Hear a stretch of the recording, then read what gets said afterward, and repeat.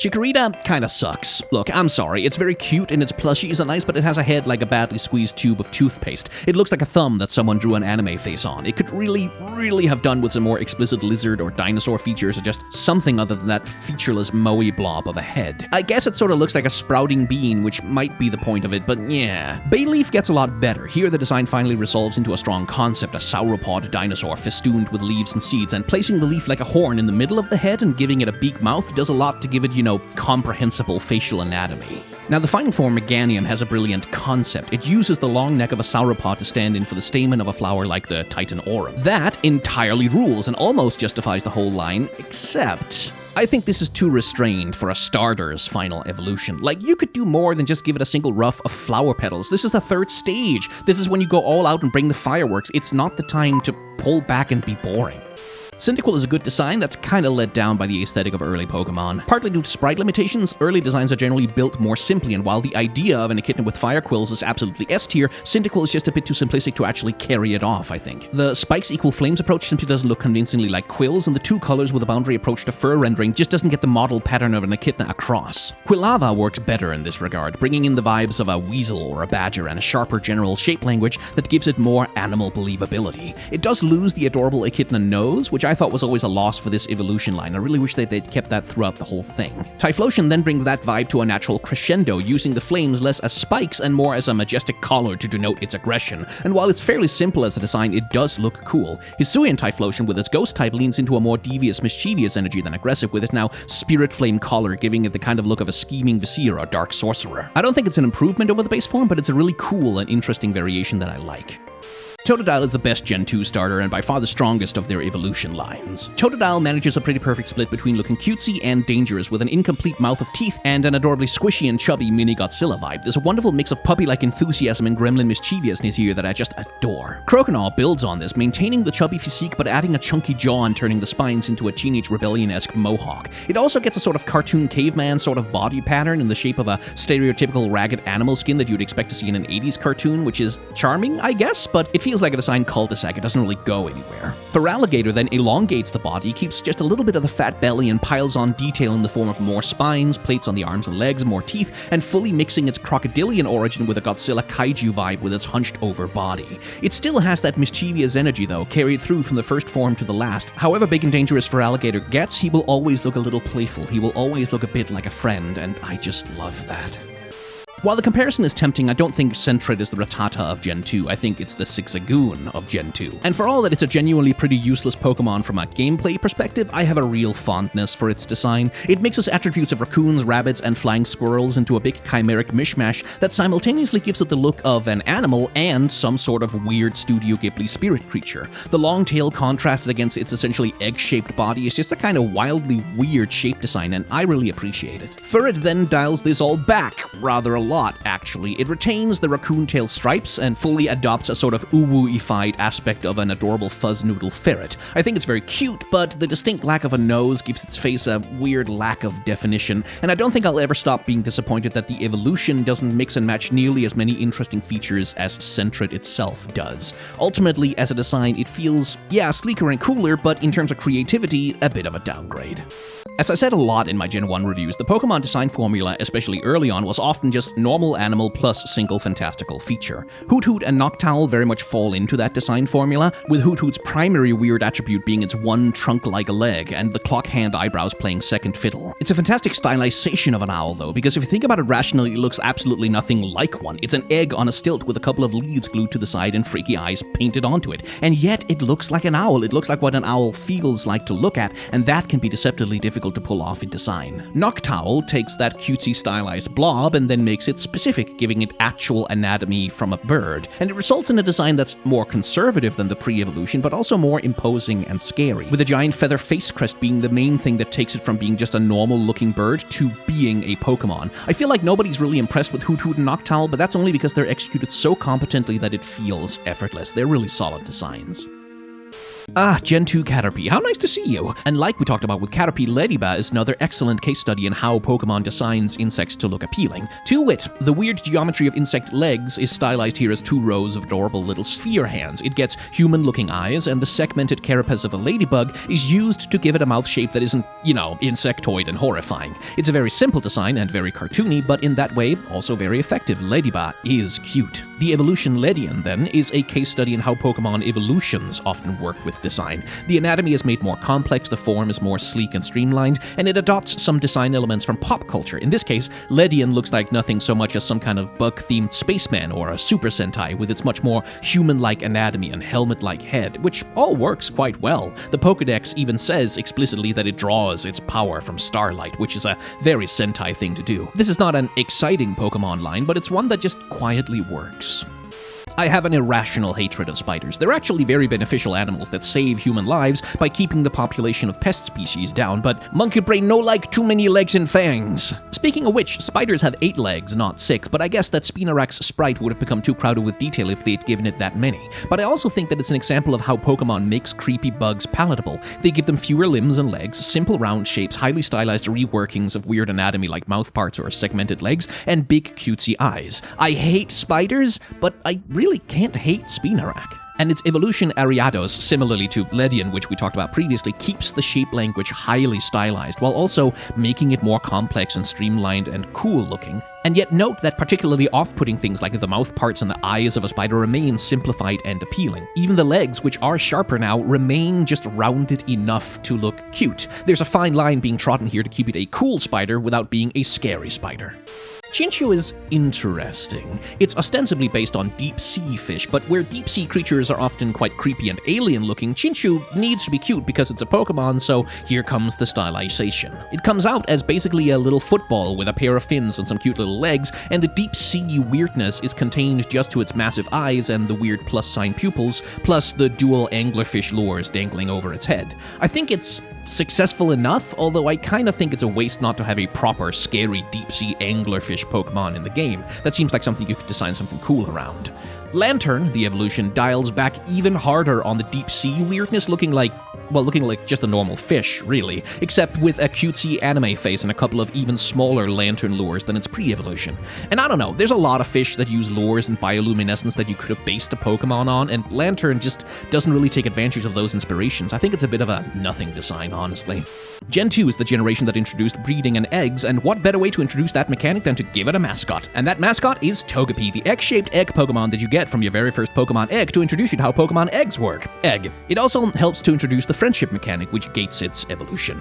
And it is so much a mascot design, it really wears its purpose on its sleeves. It is literally an egg with a happy, cute little anime face. It's as literal as it gets. And while you can make fun of that, you can't deny that, yeah, it bloody well works. Togechick then abstracts that design a little. It incorporates the pattern of the egg onto its body, and it gains wings and becomes more of a spirit-looking creature, the embodiment of the power of friendship, as it were, which works all right, I think. Togekiss, on the other hand, feels a little bit out of nowhere, turning into a sort of egg shape with oddly cherubic wings. It's much more bird-like, but save for the color and the pattern, feels kind of disconnected from its pre-evolutions, honestly. It feels a little bit tacked on.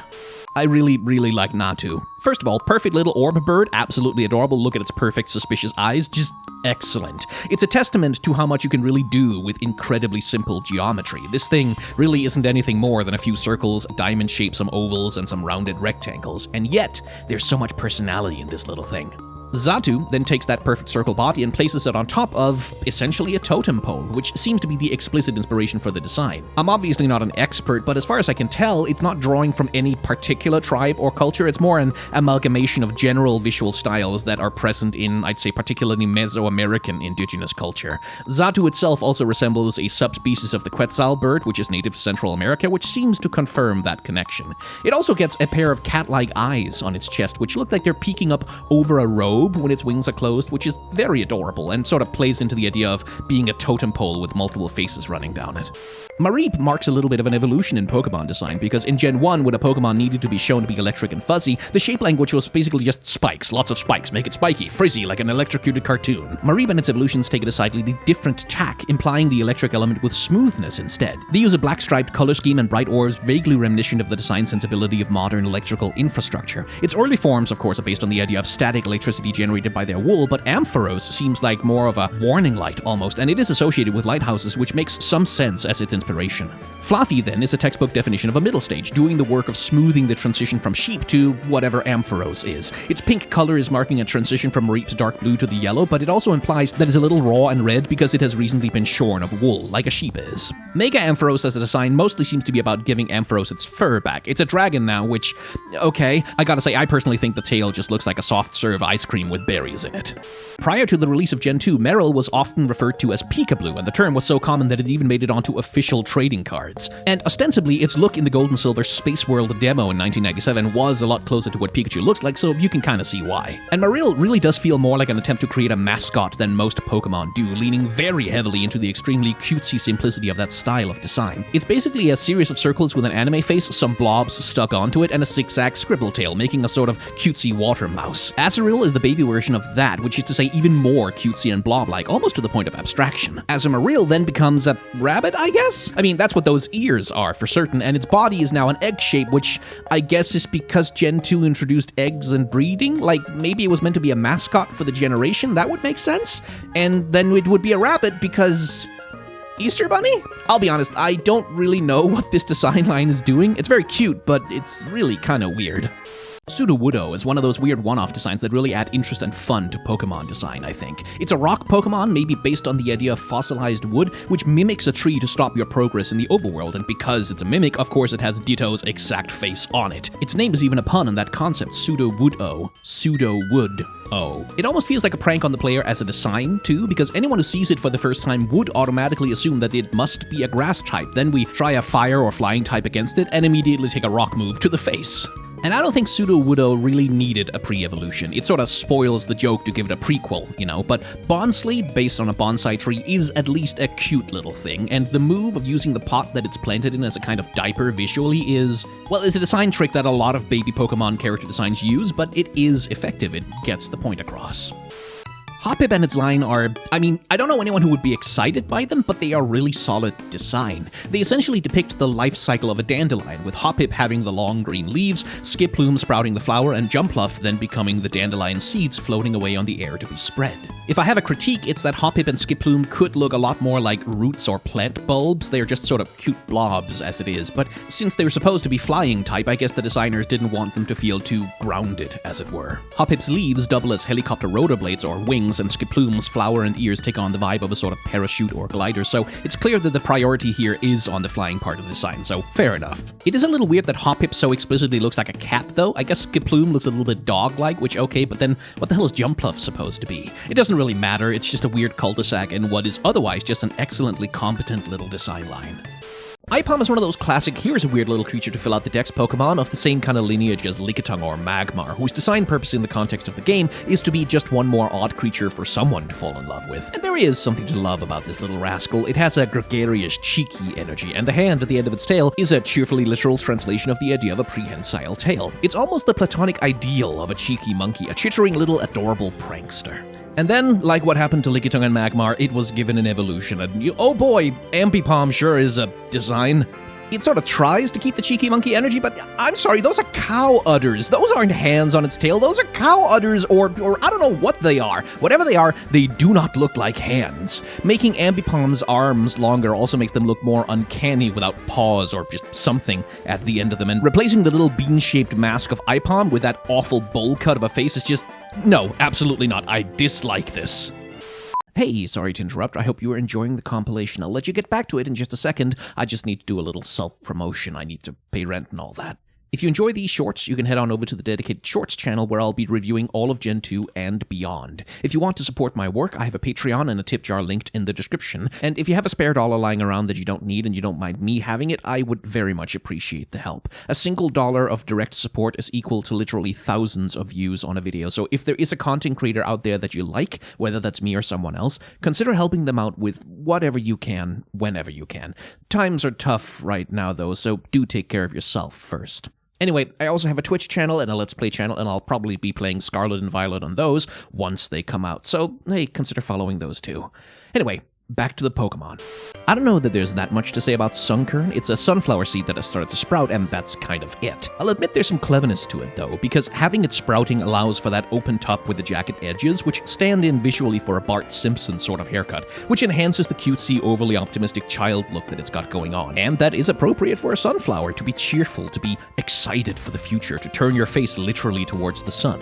Sunflora carries that optimism on, being literally just a sunflower with a smile on it and bipedal with leaf arms. It falls inside the classic Pokemon design formula, which is normal thing plus one fantastical feature equals Pokemon. But I think it demonstrates some of the weaknesses of that design formula. Sunflora isn't really meaningfully different from any other anthropomorphized sunflower design, it's just too simple. Sunflowers in real life have these precariously tall, lanky bodies, and their flowers have dark faces full of seeds, and I think there were ways to create a more interesting sunflower than this with a Pokemon design. Maybe add a little bit more than one fantastical feature sometimes, Game Freak.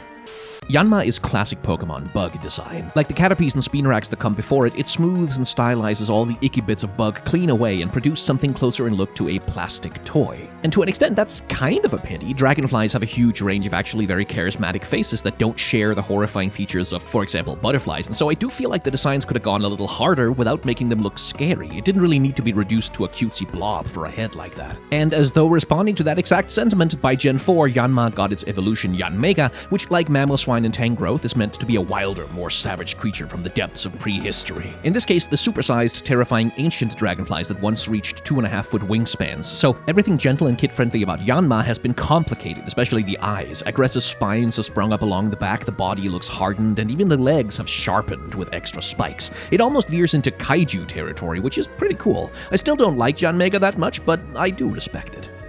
If you don't like Wooper, we can't be friends. This adorably cheerful little blob seems to be based on adolescent salamanders, with its flat tail and gill filaments extending from its head, all spruced up with a tremendous helping of Pokemon mascot adorableness. Wooper is as simple as can be, which is to say no more complicated than it needs to be. Paldean Wooper turns its gill filaments into skull and crossbones, alluding to its now poisonous nature, aided by the shapes on its body, now imitating the idea of a skeletal ribcage. It's a great way to give this brown blob some poison theming. It works really well. And Quagsire has always been a personal favorite for me just because he looks like such a perfect, dopey, happy, golden retriever-esque cheerful salamander blob who isn't charmed by this. But with the advent of Gen 9, I'm sorry Quagsire, there's a new and superior Wooper evolution. Clotsire is perfect. It looks like an idiot, it is shaped like a friend, and I want a giant beanbag shaped exactly like it. I will not hear a word spoken against this, my perfect child.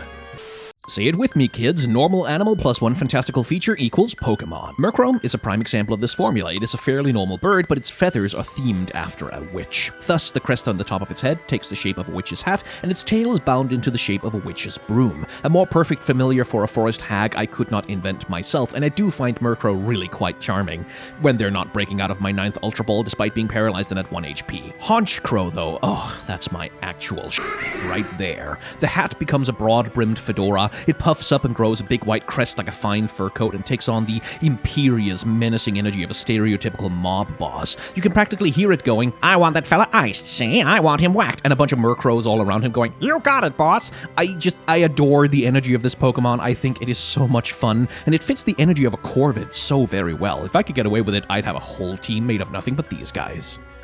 Aw, Misdreavus is so cute. It's a classic little ghost, essentially the shape of a floating hand towel, like those chintzy DIY Halloween decorations. That's then topped with the big poofy hair with colored tips and a necklace, plus those big heavy-lidded eyes. To me, it all gives off the vibe of like a really well-adjusted goth kid, or a friendly Victorian child ghost that can't pull a prank worse than jumping out from behind a door yelling, "Boo!" The eyes especially do a lot of heavy lifting here, making it look personable and cute, which, yeah, big eyes on a big head, it is a universal formula for adorable. Miss Magius evolves on that by turning the necklace into a jewel adornment on its dress, and accessorizing tastefully with a giant witch's hat. Along with the longer proportions and smaller head, here now we have the vibe of a grown-up witch or sorceress, with the still huge eyes used to create a bright point of contrast under the brim that, design-wise, just works really well. The color scheme is mostly a dusty pastel, but the bright yellow with the black outline creates a lively sense of personality here that I find really appealing. I hadn't thought much about Mismagius before doing this review, and now I think I love them.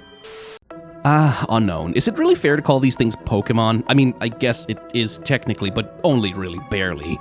So, the trick that Unown pulls as a design is that eyes are the window to the soul. Slap googly eyes on almost anything, and the human mind becomes willing to ensoul it, to see it as alive. What Unown actually are is a replacement cipher for the Latin alphabet, A to Z plus question and exclamation mark. The one you're looking at now is the L, by the way. They exist to justify some world building for the Gen 2 narrative, and to be a really tedious game mechanic to engage with. And outside of that, there's not really anything interesting about them.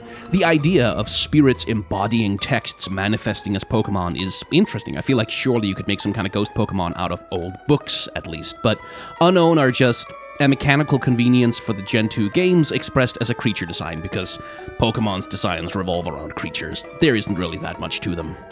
Wobbuffet is a curious creature. Online sources has it that it might be based in part on a children's toy from Japan, or the mannerisms of a particular Japanese comedian, which I can't really comment on, but to me, it always seemed like the idea was that the big puffed up blue body was a decoy, and the tail was actually the real creature. Like, that always seemed like the idea to me. That's why Wobbuffet can't learn any actual attack moves, it's just a big punching bag designed to protect the real body. That idea isn't really borne out by the anime or the media or even the Pokedex, so but whatever else, Wobbuffet is actually really charming. It's just so earnest and loud, especially with its screwed up eyes and its big smiley expression and always sort of saluting anyone it talks to. Why Not, in the tradition of baby Pokemon, is exactly the same way, but even cuter, replacing the arms with big adorable floppy ears and an even more adorable expression. And I don't know that they're especially interesting designs. The Pokedex makes a really big deal out of them hiding their tails, which the design doesn't do, but they are at least really charming. Girafarig is a curious critter. Not so much because any of its design elements are that outrageous, but because, well, why is it the way it is? It's a juvenile giraffe, except with more of a horse body, odd spines along the back, and then a sentient head where its tail should be.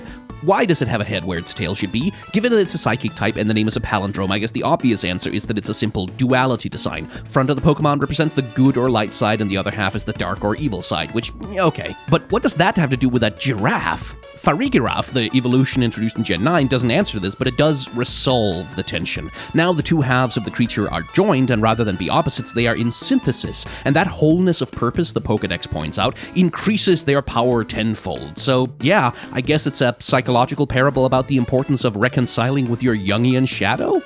Which is also a giraffe, for some reason. For all that it confuses me though, Girafarig is unique and special, and that really does matter.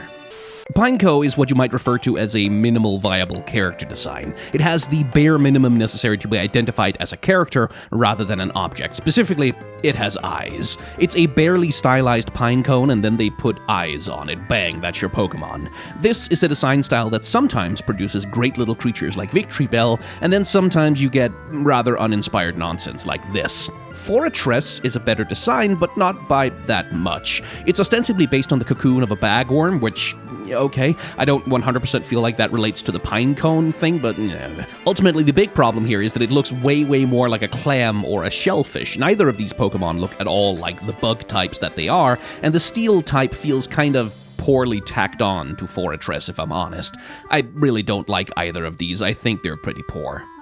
Dunsparce is a joke that the game is playing on all of us. It seems to be based on the Tsuchinoko, which is a Japanese cryptid. It's a fat, short snake with eyelids and sometimes magical powers, which burrows to escape when spotted. To wit, Dunsparce has a drill-like thing on the end of its tail. Tsuchinoko is also sometimes called a bee snake, which, well, there's the source of the color scheme and the little wings on the creature. So this Pokemon, on purpose, is a little bit of a joke. It's just a post. I only ever really knew it myself as a fairly useless, uninteresting normal type with a nonsensical design, and I never used it for anything. But then Gen 9 comes along and gives Dunsparce an evolution called Dunsparce, which is literally just Dunsparce but with 2 segments on its body. It's fully a joke at the player's expense. It's playing with our expectations. And then they layer another joke on top of that because there's a 1 in 100 chance that you'll get one with 3 segments on its body, which is the kind of thing that seems precision calculated to drive the shiny hunters absolutely bug insane. I think it's very funny and I find it charming, but it's really a kind of dumb design. Gligar is a cross between a bat and a scorpion, with possibly a bit of Japanese yokai influence there as well, like many Pokemon have. It's a combination that should by rights be absolutely horrifying, but Pokemon stylization to the rescue, all of the segmented chitinous spookiness of a scorpion is elided into appealing, rounded plastic toy-like shapes, and with the big bright eyes and stumpy teeth and tongue permanently blowing raspberries, Gligar becomes an adorable little mascot critter who fully looks like it should star in its own late 90s mascot platformer. Glysaur, which was introduced 2 generations later, does what many evolutions do, and it dials back on the cutesiness and charm to introduce more design complexity and details. The eyes, the ears, and the claws especially are tuned up to look scarier and more dangerous, and it all ends up resembling a sort of cartoonish Dracula sort of affair, which seems fully intended given that the Pokedex says that this thing drinks blood. Curiously, I keep getting kind of a Muppet vibe from this Pokemon, like it's gonna turn up on the Muppet Show and do a musical number with Sweetums and Link Hawkthrob. Let me know in the comments if you understood that reference. You know, lapdogs are such a perfect source for Pokemon. Small, generally bizarre, and highly customized weird creatures whose primary purpose is to make people think they're cute. Yeah, that's a hell of a lot of Pokemon in a nutshell right there. Snubbull, then, is seemingly based on a small French bulldog, complete with what seems like a cutesy little ruff and onesie of the kind that a fuzzy owner might dress up their darling doggy in to keep them safe from rain and weather. It's a design that's basically based on the idea of gap moe, a disconnect between the look and its behaviors. Snubbull is timid, pampered, and cutesy, but it looks permanently angry and kind of dangerous. Granbull does the same thing, but more, with its dex entries calling it timid, fearful, and totally incompetent as a guard dog, which, ouch. And if Snubbull is a French bulldog, then Granbull is an English one, fully grown and looking kind of brutish with those giant fangs and bigger musculature. The black collar and wristbands also add to the intimidating look of the creature, which then would theoretically add to the cuteness factor if any of the Pokemon's animation actually made it look timid and cutesy. It's a big miss from the animators on how this Pokemon is presented, honestly.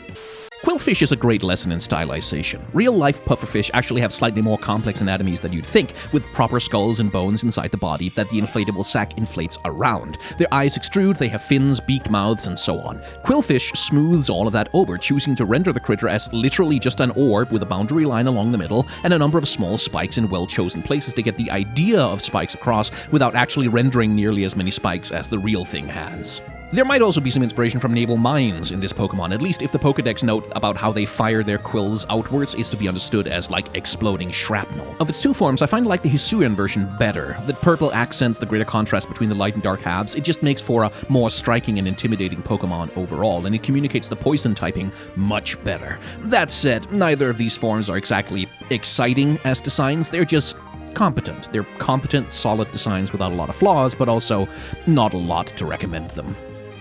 I kind of love Shuckle. As a kid, I used to think it was some sort of a turtle, but reading through its Pokedex entries, apparently its feet secrete acid that burns through rocks. Jesus Christ, Game Freak. And it also ferments berries into juice inside its shell. As a result, I actually have no idea what this thing is based on. A slime mold? Some kind of shelled insect, I guess, with the bug typing?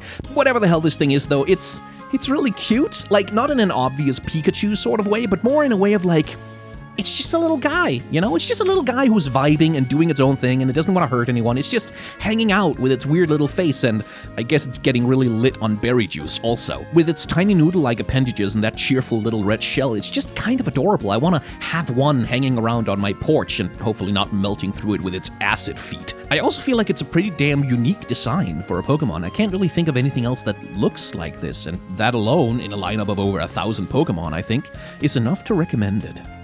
The story goes that Pokemon as a franchise was originally inspired by bug catching. Satoshi Tajiri used to love doing it as a kid, and that love of collecting cool creatures then went on to create in his mind the idea of Pokemon. With that in mind, it's absolutely a foregone conclusion that the franchise must have a rhinoceros beetle Pokemon, because this is a beetle which is tremendously popular in insect fighting, which is a form of, well, animal cruelty traditionally done for sport by Japanese children. And while Heracross is definitely a very literal translation of an animal to a Pokemon, it's still a pretty good and cool looking design. There's a great sense of proportion to its long forearms, short legs, and pill-shaped body, and the eyes and that confident, happy smile on its face makes it a tremendously appealing design. I've always really liked this creature. Mega Heracross, as is the style of Mega Evolutions, transforms basically into a tokusatsu monster of the week, looking more like a plastic costume than a creature and losing most of its charm in favor of the appearance of power. I don't like that trade-off very much, but I cannot deny that it looks like a pretty damn cool tokusatsu monster.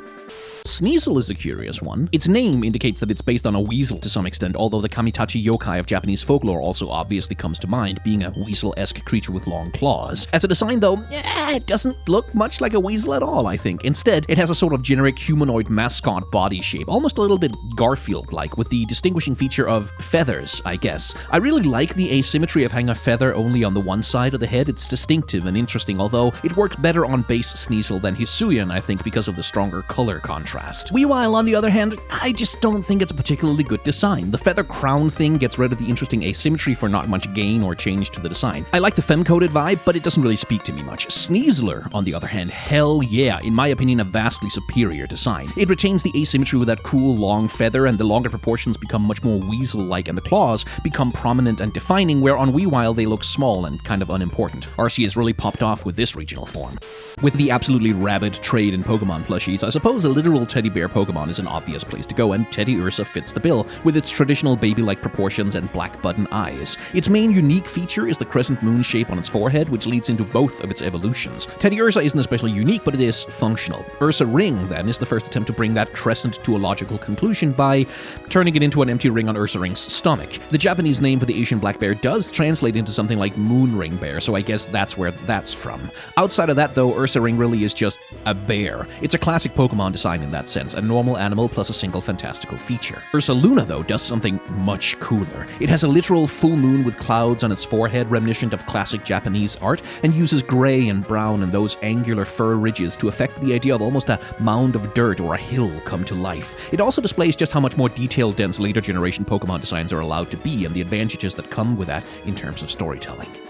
You know, I never really thought about it much, but Slugma is actually a pretty neat little design. Like, yeah, actually, slugs have these goopy, weird bodies, and it makes really good sense to combine that with the goopy liquid properties of magma, a lava slug. That really kind of works. Having said that, it's also still a little indistinct. Like, it ultimately doesn't look that much like a slug, if I'm honest. I really feel like it needed eyes on stalks or something to solidify the connection. It ultimately looks more like a fantasy slime enemy. Which is where Mac Cargo comes in. It has the shell on the back that really makes the visual connection to a snail, like it makes it undeniable. Still, no eyes on stalks, but at least now, from a visual standpoint, it has a strong iconic feature that allows the rest of the design to be interpreted around it. You see the shell, you know it's a snail. I really like these little guys, though. I haven't thought about them since the Game Boy days, I think, but they really are kinda neat. Swinub, or Swinub, however you want to pronounce it, is distressingly adorable, and a great example of minimalism in Pokemon design. It's a blob with a few tufts of fur, a round piggy nose, and a couple of curved lines for eyes, and sometimes that's really all it takes. It somehow does read visually as a piglet, despite the total lack of ears, legs, or a visible curly tail. Gen 2's designs have a tendency to err on the side of simplicity, but this is one of the times where it pays off. Piloswine pulls much the same trick. It's a blob of fur with a piggy nose and tusks, and suddenly, somehow, we're willing to see it as a sort of wild boar crossed with a yak. It pulls on just the right associations to make its design work, and I don't know about you, but I think it's pretty cute, actually. This is less true of Mamoswine, which mixes in the look of a woolly mammoth, while ironically pulling back on the amount of fur that it uses in its design. Here, the anatomy is proud and distinct, which also helps make it look that much more intimidating and scary. It is a weird and somewhat awkward-looking creature, but somehow that awkwardness does help make it feel that much more prehistoric. Hey, here's a fun fact for you. Did you know that corals are actually animals? They're colonies of many small polyp creatures, which usually use a symbiosis with certain algae to help build the mineral skeletons that they live inside of. They're also crucial parts of the ocean ecosystem and currently being cooked alive by climate change. Yeah, sorry for the bummer, but it's actually relevant here. Corsola is an exceedingly cute and simple little Pokemon. Literally just a lump of coral with a few little pretty pink prongs and a cutesy smiley face scribbled on the front with a permanent marker. It's adorable, it's charming, and it is a little bit forgettable. The same can't be said of Galarian Corsola, which is now a ghost type because it is dead. It is dead, bleached coral destroyed by climate change, and its cutesy little prongs are now only ghostly echoes of the life that once was. Its eyes are now haunted and hollow, and it drifts through life as a cruel reminder of the things that we could have saved if we had only cared to try a little bit sooner. At its heart, Pokémon is an environmentalist game series, by virtue of its fundamental assertion that humans and animals must live in harmony and collaboration to make a better world. The games vary in how hard they go on expressing this theme, most of them leave it fairly unspoken, while games like Sun and Moon and arguably Black and White go pretty hard on foregrounding these ideas. Sword and Shield, by contrast, didn't comment much on this in its narrative, but it gave us possibly the most ideologically explicit and quietly disturbing Pokémon design in the entire franchise. Galarian Corsola is a coral which is dead. It's a sad corpse of something beautiful that we killed, but ultimately something passive. Cursola is a tormented, haunting specter, bursting out from the shattered body of Corsola with a mouth open in a permanent scream, lifting its arms to the sky as if screaming, "Why?" This is the banshee of our sins, rebuking us for what we have done. It is a condemnation of our failures to live up to the ideas that the Pokémon series is based on, and I respect it a lot for going this hard. Okay, but what exactly is the deal with Remoraid? Like, okay, it's a Remora, it attaches to Mantykes, and that helps them level up into Mantines somehow, okay, but then it levels up, and then it evolves into an octopus? It seems that the original plan was that Remoraid would be based in part on a triggerfish, and so it was shaped kinda like a gun. And then Octillery would be shaped kinda like a tank, so the connection between them is that they were both supposed to be firearms, essentially. But then they changed all of that, presumably because Nintendo, and so now it's just a normal-looking fish that turns into a normal-looking octopus, because once upon a time, they were both supposed to be guns. Which, okay. As designs, though, neither Remoraid or Octillery are anything to write home about. It's literally just a fairly normal-looking cartoon fish and then a fairly normal-looking cartoon octopus. The most interesting thing about this line is forever going to be the trivia that explains why it's so weird and mismatched and boring. Delibird is an odd one. It has a hollow tail which it fills with food and then holds onto that tail like a sack, and then it literally only learns two moves, which are Drill Peck at level 25 and the move Present, which has like a 20% chance of fully healing the opponent. So, it's a gimmick Pokemon, one of the weirdos, the critters that aren't really there to be competitive or necessarily even useful, but just to be charming and fun and spice up the Pokedex. And it does succeed at that, I think. I don't think I've ever caught or used a Delibird, but I sure as hell have never forgotten about it either. As a design, it's a peculiar mix of a penguin and, I guess, Santa Claus with the beard falling down over its tummy, and it is a wonderfully appealing little creature to look at with its round little body and its big cutesy eyes. It has a very earnest energy. It really does kind of feel like a friend. I don't think I'll ever use Delibird in any of my Pokemon teams, but I do like having it around.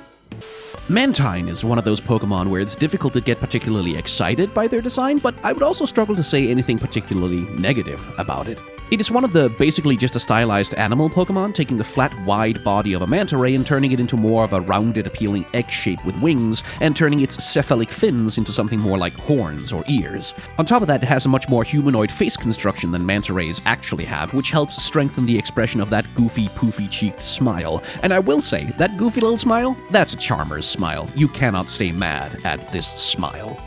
Nor can you stay mad at the baby form Mantike, which, first of all, that's an adorable name, but it is a classic baby Pokemon in that every part of its design is calculated to be as cute as humanly possible. It doesn't really look anything like a baby manta ray at all, it looks like a blob with a face, but in being that way, it is fulfilling its purpose essentially to perfection. What is Skarmory exactly? As best I can tell, it's sort of an origami paper crane, but made of steel, maybe, sorta? It's supposed to be this sleek, ultra-fast, dangerous hunting bird in steel armor, and to be fair, it did sort of look like that in the 2D sprites once upon a time. Flattened and stylized, it did have a sort of menacing sleekness, and the animated black and white sprites gave its wings a sort of cool, almost mechanical pulse to them. But the 3D conversion was rough on poor Skarmory, which now looks less like a deadly predator of the sky and more like a rotisserie chicken with a shark fin on its head and random wedges stuck into its body. As a 3D object, it just becomes such an awkward assembly of shapes that any sense of sleekness or agility is completely lost. It looks clunky, not fast. And honestly, something about this design just feels like it would be more at home on a Yu-Gi-Oh card or in the Digimon franchise. Which isn't a bad thing, it just feels like it comes from a different design sensibility than the Pokemon franchise, at least to me. I am genuinely kind of baffled that Houndour made it past the censors. Or, well, maybe not Houndour. It's a stylized dog with a few bone accessories. It looks quite cool, it has a lot of determined guard dog energy, and the way the skull sits on the head, partially covering the eyes, gives it a real sense of menace. Even if it is the puppy of its evolution line, it does look like you don't want to mess with it. But it is still also just a dog wearing a cutesy skull on its head. Houndoom, on the other hand, with the pointed tail and the literal devil horns, is a little bit more like, Nintendo, you're the company that censored crosses in a game about Dracula because the religious imagery was too spicy for you. How the hell did this get past you? And don't get me started on the literal Satan dog mega evolution. Like, how did Game Freak get away with this? Anyway, in spite of this, or rather because of it, the Houndour line are quite simply some of the coolest goddamn designs in the entire franchise. It's a hellhound wearing skulls and skeletons that mega evolves into the devil. I wish more Pokemon designs had the guts to go this hard. If you don't like baby elephants, you are wrong, and Phanpy is an exceptionally cute little stylized one of the kind. It is quite literally no more than an X-shaped blob with floppy ears and a snouty trunk, but that is enough. It has some orange nodules on the ears and nose, which just barely push it over from being a stylized animal to being a Pokemon, something other than an animal. And looking at this thing, yeah, there really is no way not to be charmed by this guy. It just looks so adorable. Dunfan, on the other hand, rather drops the charm and replaces it with... Dunfan falls into the school of Pokemon design that combines animals with objects, in this case an elephant with a car tire. And it works surprisingly well, because never has there been a Pokemon which looks more specifically designed to use rollout. The rounded elephant trunk curling into a tire shape is genuinely pretty inspired design, and while, especially in 3D, it does look somewhat squat and awkward from its worst angles, and a little bit like it was put together from plastic pieces, it's also a damn unique design idea, and I really like it. Maybe it's just because I can't ever hear its name without thinking of the Muppets, but Stantler does look like an old man to me. There's just something about its saggy jowls and its big chunky nose that has that energy. It looks like it's about to ask you how to rotate a PDF or complain about kids being on their Rotom phones these days. The antlers are clearly supposed to be the eye-catching feature here, but I always notice the face first. And Weird Ear seems to agree with me on that assessment, because that evolution gives it a big fluffy Santa beard and bushy old man eyebrows, which along with the white coloration gives it the aspect of an ancient wise sage living on a mountainside somewhere. I do love, though, that Weird Ear's antlers look essentially like TV reception antennas, like it's determined not to miss the rerun of the Ken Burns Civil War documentary this week. The other thing the antlers look like to me, though, is tuning forks, which I think works really well with the weird psychic powers that these Pokemon have. It's sort of like the shape of the antlers is causing weird psychic resonances or something. Anyway, Nintendo, please make a Waldorf Pokemon and let them both learn Taunt. Please, I need this! Ah, the fursona of 1,000 fan artists. Smeargle is a cutesy little thing, living somewhere in the crossover zone between a monkey, a beagle, and a French person with its little beret. It is very much a gimmick Pokemon, designed entirely around its ability to learn the moves of the Pokemon it fights with Sketch, hence the paintbrush tail. I can't really see this thing without being reminded of Realm from Final Fantasy VI, but then I am pretty old.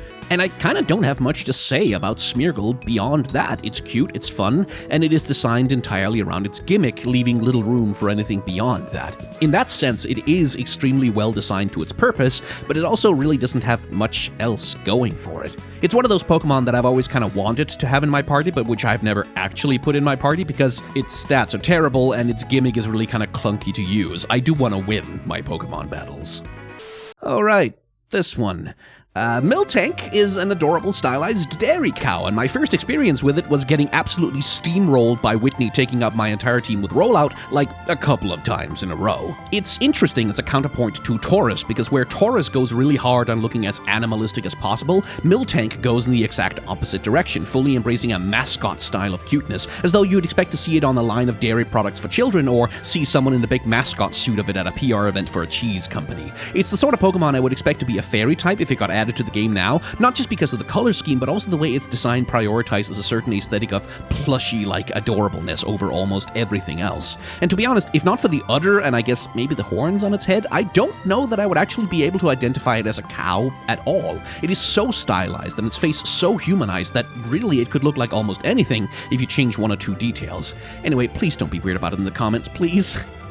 Ah, the legendary beasts. What a peculiar set of gimmicks. They're sort of ancillary creatures to Ho-Oh, tying into its narrative about the burned down tower. Apparently, 3 Pokemon died in the blaze, and Ho-Oh, being a phoenix, granted them new life from the ashes as legendary beasts. Raikou here, as you might guess from the name and the everything about it, represents the lightning bolt that set the fire that burned the tower. There are definitely elements of something like a saber-toothed tiger in its design, but what really defines it is the wild stylization, the strange decorative features and geometric elements on its design that, at least to me, brings to mind a sense of stylization of mythical creatures that you would see in traditional East Asian art. It's genuinely very cool, albeit I think it works a lot better in a 2D sprite than a 3D model. Ultimately, I find it hard to care much about Raikou outside of its immediate connection to the plot of Gold and Silver. If I didn't know the story and the context, which most people don't, and I saw this, I think I'd really just think it was kind of a weird, abstracted mess, to be honest. Ah, Entei, second of the legendary beasts of Johto. This Pokemon represents the fire that burned down the Tin Tower, which comes across moderately well, at least in its color scheme. As a design, it's sort of a middle-of-the-Venn diagram between a lion, a walrus, a St. Bernard's, and an Afghan hound, with the same kinds of stylistic attachments that define the look of Raikou, the same kinds of decorations. The mask, the wings, and the billowing scarf are less actual physical features that make sense on an animal, and more the ornamentation of the supernatural. It works quite well in the art and the sprites, but like with many Pokemon, the 3D implementation of the stylized elements is less than graceful, I think. Still, Entei does have a certain sense of dignified pride about it, communicated in its posture and the regal crown and moustache that makes it look powerful and imposing, which is quite cool. Like Raikou, though, I don't think it escapes its ties to the story of Gold and Silver. Its design only really works in that context, which is fine for Gold and Silver, it's just not as universal as other Pokemon get to be. Suicune, now there's a curious design. Like Entei and Raikou, it's a legendary beast of Johto and tied to the story of the burned tower. It represents the rain that put out the fire that burned the tower down. Its design is something halfway between an agile dog and a leopard, and like its sibling legendary beasts, it too has some stylistic fantastical features that place it in the realm of the mythological. That crest, that mane, and those streamers that follow it. On the other legendary beasts, these decorations have a tendency to look appended, to look like something that's attached to the creature underneath them. Suicune, though, manages to make them look integrated, still clearly supernatural or magical, but a natural outgrowth of the creature itself. As a result, Suicune manages to attain a universality that its sibling beasts don't. Its design makes sense in the context of the story of Ho-Oh and the Burned Tower, yes, but it also makes sense in the context of itself. It looks like a mythical creature that would exist in the world of Pokemon even without the story of Gold and Silver to justify it. It also just looks good as hell. It's sleek, it's stylish, and its decorations give it an air of real power. Suicune is a great design. The Larvitar line is one of those late-evolving, late-game Pokemon whose designs are specifically calculated to reward a patient player for grinding it up to full. Larvitar itself is cutesy and tiny, with its little flipper arms, big eyes, and round belly, creating a nice adorable contrast with its oh-so-serious expression. Pupitar, meanwhile, is a bug's cocoon for some reason, although with the spikes and mask over its face and the intense stare coming out from inside the darkness, it is a pretty intimidating bug's cocoon. It hatches into Tyranitar, who is Gojira. Plenty of Pokemon are inspired by Kaiju, of course, but Tyranitar, with his upright posture, spiky fins, and lizard aspect, takes after the king of monsters more than most of them. And let there be no doubt that it works. You are rewarded for grinding this thing to level 55. Tyranitar looks awesome with a smooth and armored front contrasted against spikes and fins running along its back, giving it a serious look of power and menace. The Mega Evolution honestly makes the design kinda less menacing by making it more showy, more look at how scary I am. I do like, though, that it brings back both Larvitar's shark fin crest and Pupitar's face on the chest with those red eyes in the dark. That's a genuinely great little design payoff. Lugia is cooler than Ho-Oh. I don't think there can be any debate about that, it just is. Admittedly, the wing arms with big chunky fingers on the end are a little bit silly. In the black and white sprite, it literally looks like a kid flapping their arms trying to fly. But its long, sleek body plan, those badass crests over the eyes, the dragon mouth, the plates rising along its back, and that perfect minimalist white and blue color scheme, it all makes for such a damn good legendary. It's also kind of amazing that despite the fact that it flies, it does look like the kind of creature that would be at home in the sea. It's a combination of the swan-like long neck, the sleekness of the body, and the color scheme, I think. It intuitively makes sense in the context of water, and that's quite well done, honestly. And where Ho-Oh looks like a creature straight out of classical mythology, something about Lugia has always struck me as more contemporary. This looks like the kind of cool dragon creature that I might doodle in my notebook or imagine going on adventures with when I was a child. Perhaps due in part to the minimalism of its design, it has a more modern feeling, and I think that's really a big part of its appeal. Ho-Oh is a phoenix, just kind of pretty straight up. Or more specifically, it's a, sorry for the mispronunciation, Fengwang, a Chinese mythological firebird whose name is read in Japanese quite literally as Ho-Oh. And besides stylizing it in such a way that it would fit into a Pokemon Game Boy sprite, really not much has been done to alter its design away from its mythological origins. It's an unusually literal translation of a real-life mythological creature into the Pokemon universe. And maybe that's why Ho-Oh feels different than a lot of other legendary Pokemon to me, and certainly different than Lugia. Where Lugia feels contemporary and drawn from pop culture, Ho-Oh feels traditional. It feels like it's drawn from the dusty tomes of ancient history because, well, it literally is. Consequently, it never excited me as a child. It looked powerful, but not necessarily cool. It looked too traditional. As an adult, though, I find myself coming back around to it. It has a certain sense of regal dignity to it, a look of divinity that's actually kind of rare in the Pokemon games, especially compared to the abstraction of, say, Arceus. Plus, cliche though it might be, red, orange, green, and gold is a gorgeous color scheme to look at. I have a bit of resentment towards the event exclusives because, well, living in the arse end of nowhere, I've never had a chance to actually obtain one of them while their games were relevant. They're a perpetual reminder of missing out for me. Celebi itself is a fairly sedate little mythical Pokemon, though, not at all flashy. It's essentially just a tiny fairy, a small humanoid body with a big head, long arms, and 2 fluttery wings that seem too small to actually let it fly. Its droplet-shaped head has something of the aspect of a sprouting seed or a closed flower bulb about it, which suits its forest theme, and the 2 antennae on its head gesture ever so vaguely towards the idea of something either alien or insectoid. It's just enough to make it look weird, just enough to make it a little bit otherworldly. Couching the eyes in those big black eye masks is a good move for the design too, because without them, it would probably look too cutesy and adorable, even for the kind of fairy Pokemon that it is, or, well, psychic, technically. It all adds up to a Pokemon that is charming and adorable, but not necessarily that memorable or honestly interesting. Guess I wasn't missing out on that much.